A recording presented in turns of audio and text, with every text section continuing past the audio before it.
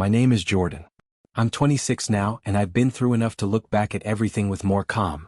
But this story, it began when I was just 18, an age when you're supposed to be full of dreams and hope, not carrying a deep wound. My sister Rachel was 2 years older than me, and she was like a shining star in our family. From a young age, Rachel was different from me. She had golden hair, big, sparkling eyes, and a smile that was always bright. She was smart, an A student, and participated in all sorts of extracurricular activities. In high school she was the cheer captain, then the prom queen, popular everywhere. All the success, all the compliments poured towards Rachel. My parents were always openly proud when they talked about her. "Our daughter is so talented and beautiful," my mom used to say to relatives, her voice full of pride. My dad would just nod, his eyes gleaming with satisfaction. Rachel was like a perfect painting my parents wanted to show off to the world. And me? Well, I was the complete opposite. I was a quiet, reserved kid. Ordinary brown hair, nothing special about my face. I didn't like crowds, wasn't good at socializing or telling jokes. My world was confined to books and lines of code on my old computer. I could spend hours solving a complex algorithm or building a small program. To me, that digital world was more logical, clearer, and fairer than the real one. I also always tried not to cause any trouble, not to bother anyone, and especially not to worry my parents. Maybe that's why I was often forgotten, so naturally. I wasn't a beautiful painting to display, I was a faint sketch in a hidden corner, unnoticed by anyone. My childhood memories are often tied to Rachel being prioritized. When she wanted music lessons, my parents immediately found the best teacher. When she wanted to attend an expensive summer camp, money was no object. Every wish of hers was granted, as if it were the most natural thing in the world. As for me, when I wanted to buy a hard-to-find programming book or asked for money to enter a small computer science competition, I always had to explain a lot, prove that it was worthwhile, and sometimes still received a shake of the head along with a reminder about the family's financial situation. I wasn't angry, just sad. Sad because I felt less important, less deserving. I remember once, when I was in middle school, I spent a whole summer teaching myself a new programming language. I self-taught, found resources online, stayed up late and woke up early. Finally, I wrote a small application to manage books in the school library, and it worked really well. I excitedly showed my parents, hoping for just a small word of praise. My mom glanced at the computer screen, then turned to me and said, "Oh, that's good, son. But you should spend more time studying for your math test, it's much more important." My dad just gave a perfunctory nod, his eyes still glued to the newspaper. They didn't understand or didn't want to understand my passion. To them, what I did was just a childish hobby, not worth bothering with compared to Rachel's real, academic achievements. At that moment, I felt like a small bird trying to sing a beautiful melody, only to be ignored amidst a grand orchestra. My relationship with Rachel wasn't particularly close either. She lived in her own world, with her friends, her parties, her lively activities. And I lived in my own world, with numbers, code, and books. We rarely talked, and if we did, it was just polite small talk. I didn't hate Rachel. She wasn't a bad person. She was just too used to being favored, to being the center of attention. She never realized that favoritism created a deep chasm between me and my parents, and between me and herself. That moment, I will never forget it. It's like a big scar in my mind, impossible to fade. It was an autumn evening when the last golden leaves still clung stubbornly to the bare branches. In the familiar dining room, under the warm chandelier light, everything should have been filled with joy. But no, for me it was the most tragic play of my life. My parents, their faces beaming with ill-concealed pride, announced a momentous piece of news about Rachel's future. "She's been accepted into the prestigious Claremont University." My mother exclaimed, her voice trembling with emotion as if it were a miracle, the greatest thing that had ever happened.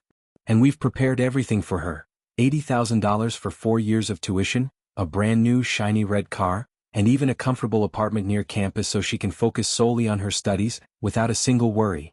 My father nodded in agreement, his eyes sparkling with boundless pride, as if he had personally built a wonder of the world. It was no small sum, dear reader, for our middle-class family. That amount was a fortune, an expense that should have made them consider very carefully. I sat there, listening to every word, every syllable, feeling as if someone was squeezing my heart. I knew I was about to speak about my own education. I had been accepted into a local community college for the IT major I deeply loved. The tuition there was much lower, and I had researched it thoroughly. The program was excellent, enough for me to develop my abilities. I timidly asked about support, even just a small portion, so I could focus on my studies without too much financial worry. And then their answer descended upon me like a cold, heavy stone, crushing every tender dream, every tiny bit of hope I had left. "We can't afford to send both of you at this time, Jordan," my father said, his voice somewhat strained, his eyes deliberately avoiding mine. He kept looking at his rice bowl, at the tablecloth, at anything but me. "You have to understand, the family's financial situation doesn't allow it. You can consider taking out a student loan, or finding a part-time job to cover your expenses. Son, you need to be more independent. That's just how life is." My mother sat there, silent. She didn't object, nor did she speak up for me. Her silence was even more painful than my father's words. It confirmed that it was a joint decision, a deliberate choice. I sat stunned, immobile as a stone statue amidst the room filled with laughter and the dazzling promise of a predetermined future for someone else. No explanation could soothe that wound. My family wasn't poor. Clearly, money wasn't the issue. The issue was that they only had enough for one child. Only for Rachel. Not for me. In that very moment, I understood that my parents' love was not fair, as I had blindly believed for so long. It was a classification, a clear preference to the point of cruelty. I felt abandoned, undervalued, cast aside. The pain wasn't just about the money, it was about the feeling of rejection, of being denied my worth. The feeling of being treated like an outsider, a burden. That scar etched itself deeply into my mind. And from the depths of my aching heart, a cold, smoldering flame began to burn. The flame of resentment. The flame of a revenge plan that would be meticulously nurtured, in silence, unknown to anyone. I didn't argue. Not a single shout, not a single tear fell. I knew that, in the face of such indifference and favoritism, all words became meaningless, every act of defiance a faint cry in the wind. I had learned a valuable lesson from my life. Those in power, be it the power of money, status, or even the power of love, often ignore the feeble voices. I needed to build my own power, a power that no one could deny or belittle. I started looking for a job. A part-time job. Eventually, I was hired at a small, rather dusty computer shop on the corner of the street. There, amidst the clatter of keyboards and the distinctive scent of electronic components, I not only worked for money but diligently learned. I absorbed every bit of knowledge about hardware, networks, and complex lines of code like a dry sponge meeting water. The technicians there were very kind. They were willing to teach me everything from how to fix a broken computer to how to build a basic network system. I considered those invaluable lessons that no school could teach. By day, I was a silent, diligent employee. By night, I buried my head in books and programming scripts. I explored vast new horizons of knowledge far beyond the school curriculum. I devoured every material I could find on technology, programming, and how to start a business. Every penny earned from work, every drop of sweat shed, was carefully saved, like the first bricks building the fortress of my future. I didn't spend extravagantly, didn't buy unnecessary things. I knew my goal, not just to study but to be independent, to rise on my own, and then, to get my revenge. Meanwhile, Rachel, the family's golden student, was immersed in a whirlwind of lavish parties and the decadent life of university high society. I overheard my parents talking, and occasionally Rachel would come home and complain. She joined every club and group imaginable, partied all night long, and as a result, failed so many classes it was alarming. The poor grade reports from the university, the calls from the school office, and then my parents' lamentations about Rachel's unwarranted decline, all became as familiar as breathing. The golden statue of yesteryear was slowly fading, revealing cracks and flaws that had been hidden for so long. I knew that this was part of the verdict, that life was slowly imposing on her, a part of my own revenge plan. 5 years passed, swiftly and harshly like a shattered dream. Rachel, after years of squandering her youth and money, finally dropped out. She returned home with a mountain of student loan debt, and more importantly, an empty degree, with no knowledge or experience to show for her years of lavish study. I said nothing, just observed silently. I saw the disappointment in my parents' eyes, the heavy sighs whenever Rachel's name was mentioned. And I? I had graduated from community college with honors. I had a solid foundation of knowledge, practical experience that couldn't be bought with money. I had a steely will that had been forged through hardship. I was no longer the weak, abandoned child I once was. I had stood firm on my own 2 feet, and I was waiting for the right time. The time when the seeds of injustice they had sown years ago would sprout, bearing bitter fruits impossible to swallow. Whenever I got paid, I looked at the money in my bank account. It wasn't just numbers. It was my hard work, my sweat, my perseverance, proof that I had risen on my own without any help from them. I carefully transferred a large portion into my savings account for bigger goals. I knew that one day this money would become a powerful tool for my plan. The plan I had conceived from the moment I was rejected, ridiculed. I still maintained a rather simple lifestyle. I didn't attend lavish parties, didn't buy designer brands. I still preferred to stay home, read books, research technology, or simply spend time by myself. I found joy in the quiet, in developing myself every day. That brought me a peace I had never had while living in Rachel's shadow. Sometimes I wondered if I was being too cold. Was this revenge worth it? But then, the memory of that moment when I stood silently in the dining room, hearing those blunt rejections, and seeing my parents' proud eyes fixed on Rachel, would resurface. That pain was strong enough to dispel any doubts. I wasn't seeking destruction. I just wanted fairness. A fairness on my own terms. And that was to live well, to prove my worth, to let fate judge those who had once treated me unfairly. My company grew steadily. From a small group, we gradually expanded, hired more employees, and started acquiring larger clients. I was promoted to head of the technical team, responsible for the core parts of the product. The work pressure was greater, but I felt alive, dedicated. Every small success of the company was a big step forward for me. I saw the future. A future that I, Jordan, was drawing myself. Rachel's life, meanwhile, continued its downward spiral. I would vaguely hear from relatives or through chance encounters somewhere. She kept changing jobs, none of them stable for long. Then she got involved in credit card debts, piling up bills. My parents had to help her pay a lot. My mother's sighs over the phone grew heavier. I just listened without comment. I didn't want to add fuel to the fire, but I didn't want to extinguish it either. I wanted that fire to smolder, until it eventually flared up into a larger, uncontrollable blaze. And then one day, the day I knew would come but still felt a bit surprised. My company, the small startup I had been with since the beginning, received an acquisition offer from a giant tech conglomerate. The merger was worth billions of dollars. I, as one of the key engineers who had helped build the company's technological foundation, would receive a massive sum from stock options. When the final figure appeared in my bank account, $2.3 million, I didn't jump up and celebrate. I just looked at it calmly. That money wasn't just money. It was proof of my journey, the fruit of the years I was underestimated, abandoned. It was the answer to everything I had endured. In that moment, I knew my plan was almost complete. I had achieved what I wanted, not by destroying anyone but by building myself to a new level. I took a deep breath. This moment, I had waited for it for so long. From being a neglected child in my own home, to the years I struggled on my own, it had all been in preparation for this very second. I looked at my mom and dad, the ones who had once told me about their unaffordability, and now there they sat, pleading for my help. I thought you didn't have money problems, I said, my voice calm without any excess emotion. I wanted them to hear every word clearly. I wanted them to feel the precise repetition of their own words from years ago. I remember when I wanted to go to community college, you said you couldn't afford it and told me to take out loans or work. What about now? Their faces drained of color. My dad, the man who always seemed strong and decisive, now just cleared his throat awkwardly, his eyes avoiding mine. My mom stammered, unable to speak, her hand on the table trembling slightly. I saw clearly the confusion, the shame, and even a hint of disappointment in their eyes. Disappointment not because I refused, but because I had reminded them of their mistake so openly without any deference. Rachel, who was sitting next to me, had been silent until now, suddenly looked up. Her eyes weren't angry but rather a mix of surprise and embarrassment. Perhaps she had never thought I would say those words, or that I would refuse so bluntly. In that moment I knew I had won. Not by shouting or arguing but by the truth. The truth about how they had treated me, and the truth about the consequences of the choices they had made. I didn't say anything more. That dinner ended in a heavy, suffocating silence.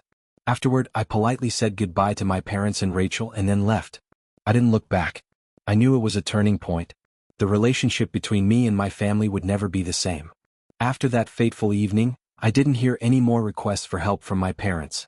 Occasionally, my mom would still call, but the conversation felt much more awkward.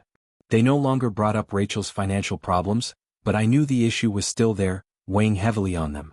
I continued my lifestyle, working hard, investing wisely, and living simply. I bought a small but cozy house in the suburbs, not a sprawling mansion. I still drove my ordinary car, not chasing after expensive designer brands. Money to me wasn't for showing off, It was for ensuring my independence, my peace, and for pursuing my own passions. I invested in new tech ventures, supported young people with ambition but lacking resources, people just like me in the past. Meanwhile, Rachel's life continued to spiral.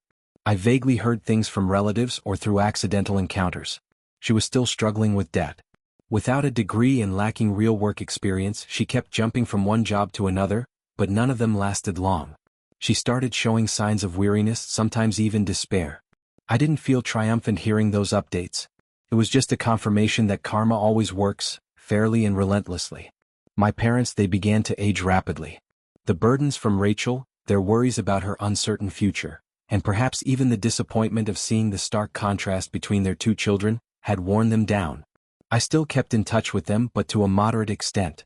I didn't visit home as often as before, and when we talked, I didn't share too much about my personal life or finances. I didn't want them to continue seeing me as a walking ATM, or a fallback resource to solve all their problems. Time passed, a few more years slipped by. My company continued to grow exponentially. I was no longer just an engineer. I had become one of the major shareholders and a board member. My name appeared in business magazines. I was invited to speak at tech conferences. I had truly become an influential figure in my field. Perhaps it was this information, these articles, these interview features, that forced my parents to confront the truth once more. One day my mom called me. Her voice wasn't wheedling or pleading like before, but instead carried a sense of weariness and a touch of regret. She said Rachel was in dire straits, about to be sued for unpaid debts. She and my dad had tried their best, but they had no more options. Jordan, she's in such a desperate situation. Mom and Dad, we're truly sorry for what happened before. We know we were wrong. Could you save her just one more time? Even just a small part would help. I listened without interrupting. This time there was no pretense, no cover-up. Just a faint confession of a mistake.